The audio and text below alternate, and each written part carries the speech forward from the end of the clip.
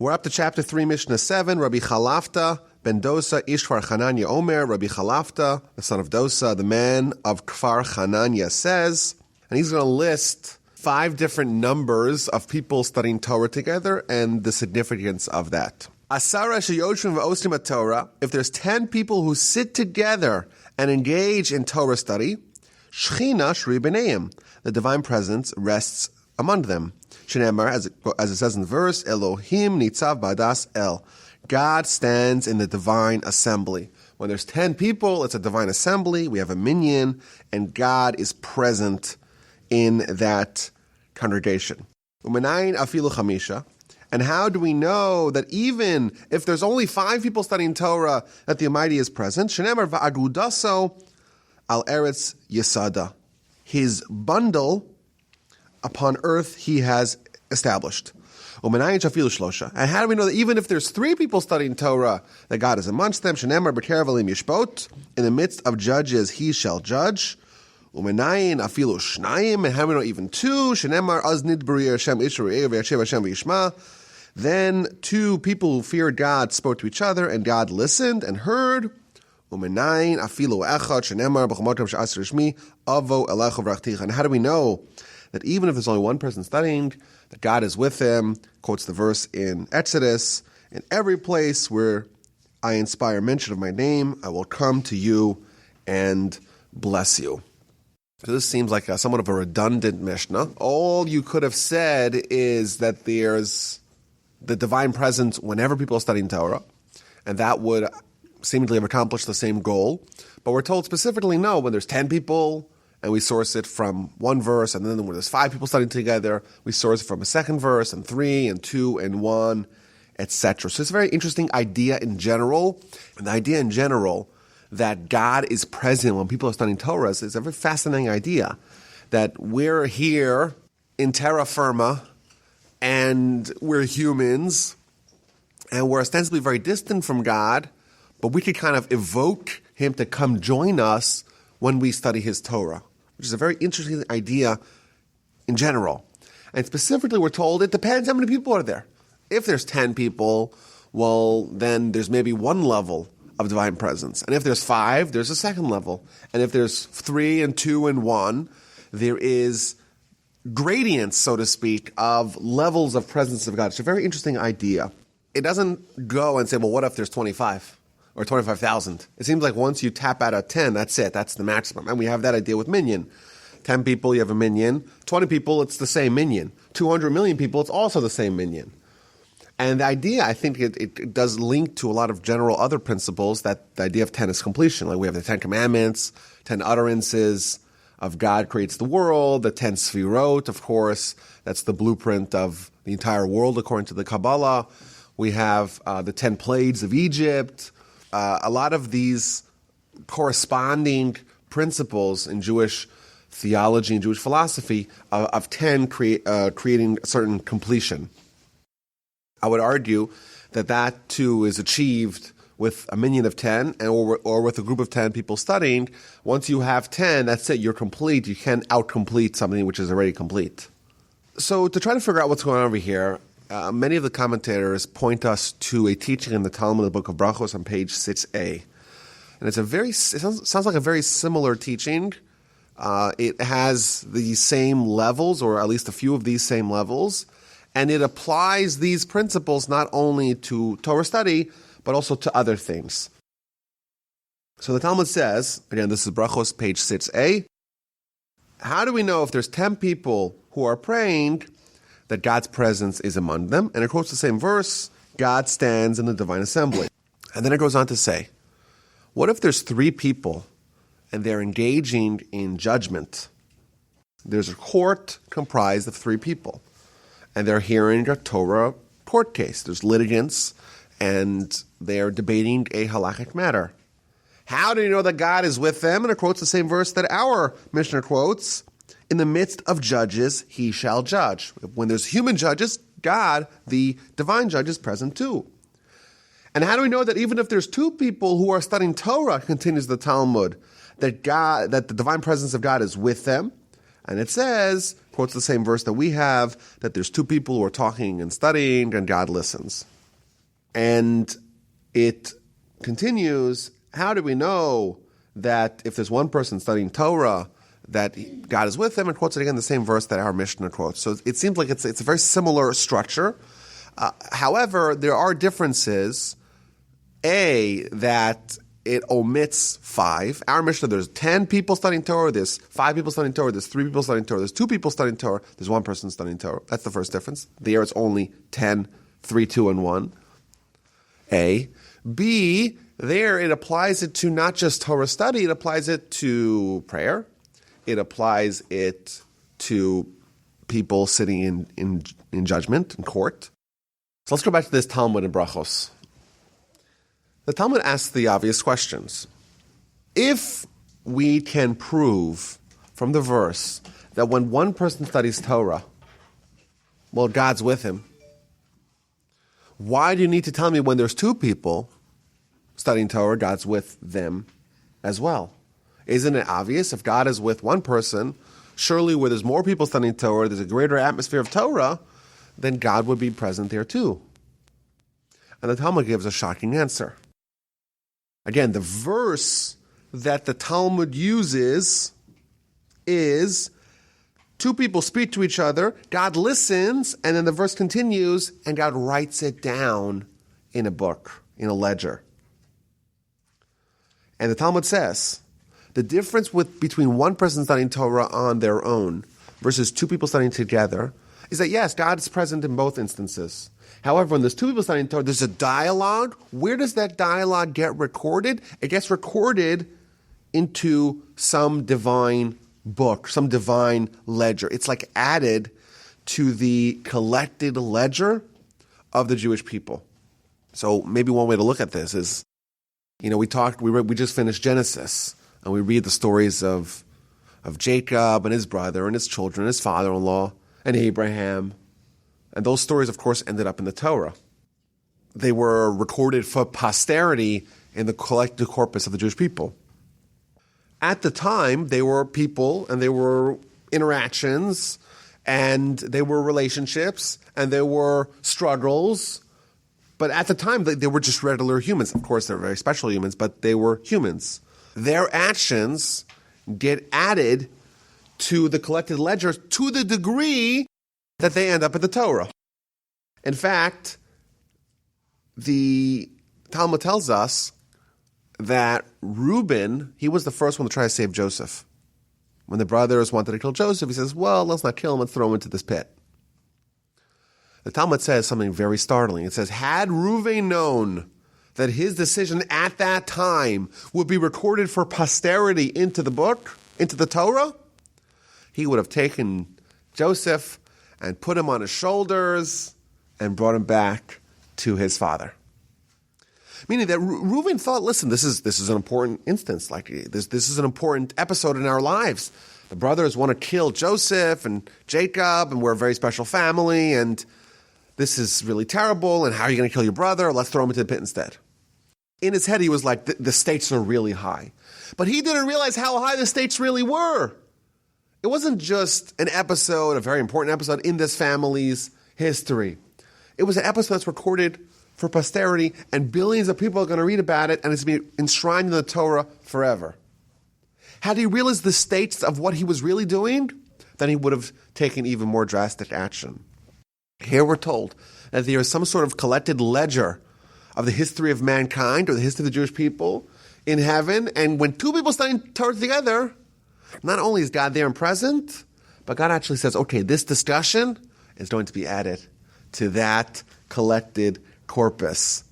My children tell me that whenever someone does a mitzvah, they add a brick onto the temple.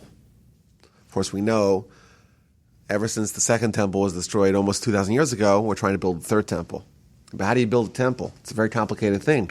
Not only is it architecturally challenging, it's geopolitically challenging, and it's religiously challenging.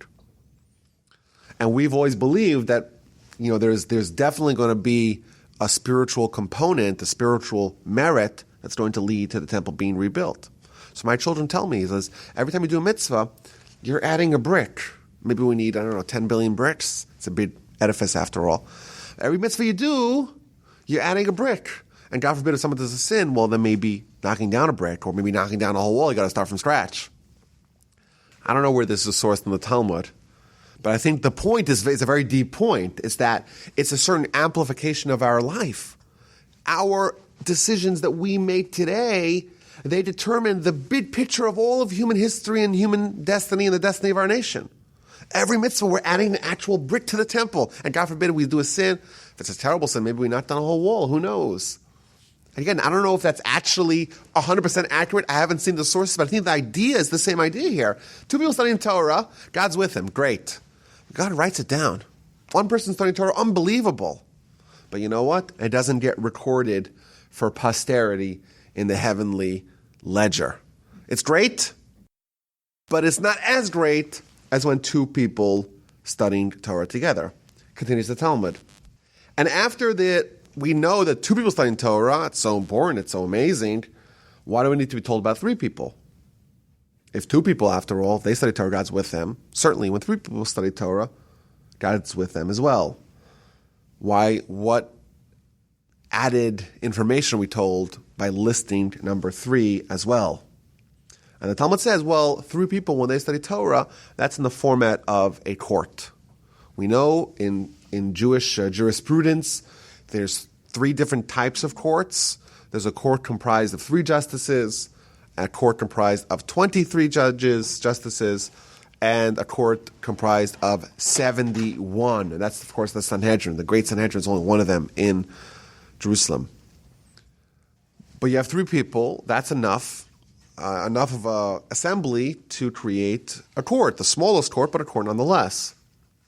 Says the Talmud, I would perhaps think that when 3 people are coming to mediate or to adjudicate a Torah law, that's not considered Torah study. That's considered justice, or that's considered law, or that's considered something else. Here we're told that 3 people getting together is also considered Torah as well.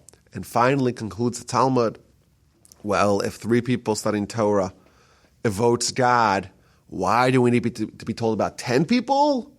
Says the Talmud that when there's 10 people, God doesn't wait for them to get there. God arrives before them. The presence of God is present before they get together. Why? At 9 o'clock or 9:30, there's going to be a convention of 10 people studying Torah. God will be there ahead of time. He'll be waiting for them, not vice versa. That's the conclusion of the Talmud. I think for our Mishnah's sake, definitely there's a lot of overlap with this Talmud, but I think that there's 2 general points that are worthy of inquiry. A, the general notion that when we study Torah, we are summoning God to join us. A. And B, that there's this gradation, so to speak, of the degree of divine presence, like the Talmud says, that if one person studies, it's great. 2 people study, well, it's written down in a book. 10 people there, well, God will be there even earlier. So I want to maybe suggest some thoughts to how to make this idea a little bit more understandable. There's a tradition that we have from Rabbi Israel Salanter, the founder of the Muslim movement.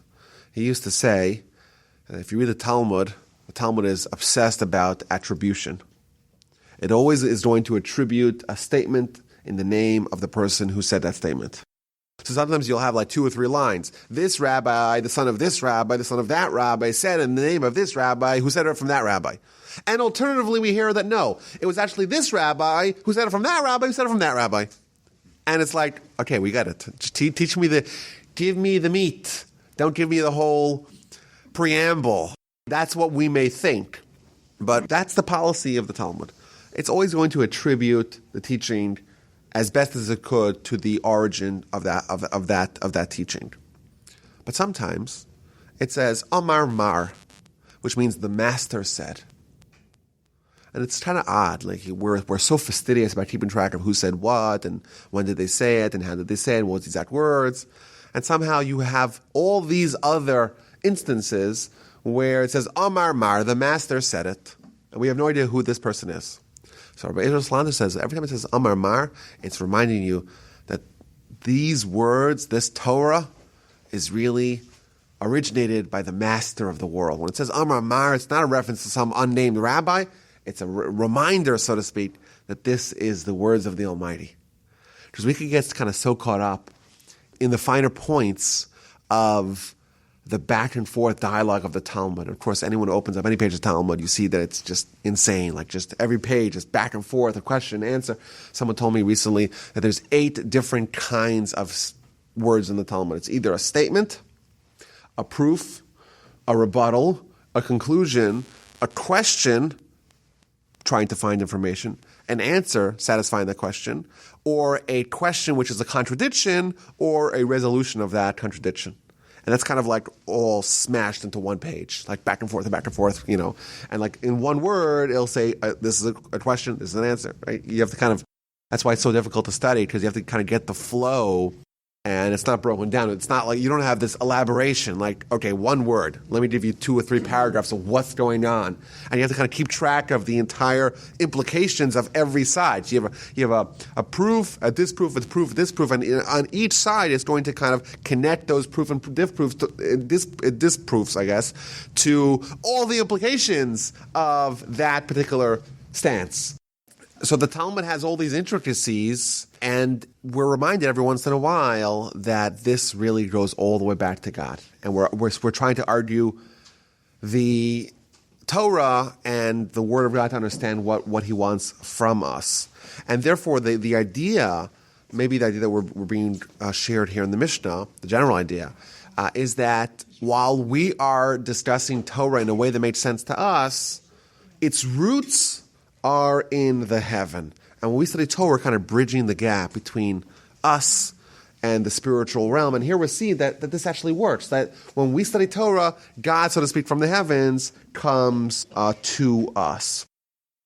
Now, with regards to the breakdown of 10, 5, 3, 2, and 1, I saw Rashi, for example, says that 5, the significance of the number 5, some of the commentators, they explain that, well, the word 5 is 5 fingers, and that kind of has some sort of significance.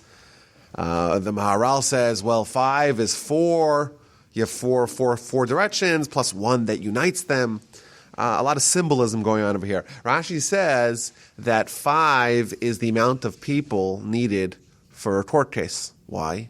Because you need to have 3 judges and 2 litigants. And even the 2 litigants, what are they doing? They have a dispute, but ultimately they come to the court and they want to hear what the Word of God is. So they too are partners in this pursuit of truth, in this pursuit of Torah. And another idea maybe that we see in the commentaries here to understand this principle is that, people are different. Talmud tells us that just like people look different, just like people sound different, people's perspectives are different. Which is why if you go to a yeshiva, you see people arguing with each other. I don't get it. Why are they arguing? Do they have different texts? No, they have the same text, but different brains. And the different brains approach things differently, and therefore you have conflict. And the only way to resolve conflict is to scream at each other, apparently. So, and that's a beautiful thing. That's not a bad thing. It's a certain diversity of thought, the diversity of perspective, and Torah is this great unifier where 2 people who have different perspectives come together and bond, so to speak, over Torah, and these 2 outlooks are going to contribute towards trying to understand what is true and what's not true. And obviously, the more perspectives you have, the more likely you are to get down to the desire of God, so to speak, that's manifested in Torah. In fact, there's a very similar teaching in the Talmud, in the book of Sota. It says the exact same words, Shechina beinehem. It says that a husband and a wife, if they are meritorious, Shechina beinehem, the divine presence of God is between them. It's a similar kind of idea. A man and a woman, husband and wife, different backgrounds, different perspectives. They're opposites, almost. And when they come together, that creates this idea of Shechina between them. Now, the Talmud also says, but if they're not meritorious, then a fire will consume them. So that's the bad side. But here, similarly, you have two people, they're studying Torah together, they're opposites, or they're different, because everyone's different, and then they come together, and that brings down the Shekhinah. That ushers down the Shekhinah, the divine presence. And then you have three people, well, there's even more perspectives, and 5. And then 10, well, 10, we're told that there's like 10 roots of the soul. You have 10 people, that creates a certain completion. That's all the perspectives that you could get. Once you add beyond that, it doesn't add to this particular point of unity of opposites. Regardless, I think the lesson for us is that when we study Torah, we're able to connect to God, and not only that, to bring God towards us. Of course, we do it as one person. It's amazing. But the more people we add, with 2 people studying Torah together, 3, 5, and even 10, that's going to raise the degree of divine presence that we're able to have, maybe even having God arriving here ahead of time to wait for us, because he is so eager to partake, so to speak, in this pursuit of his Torah.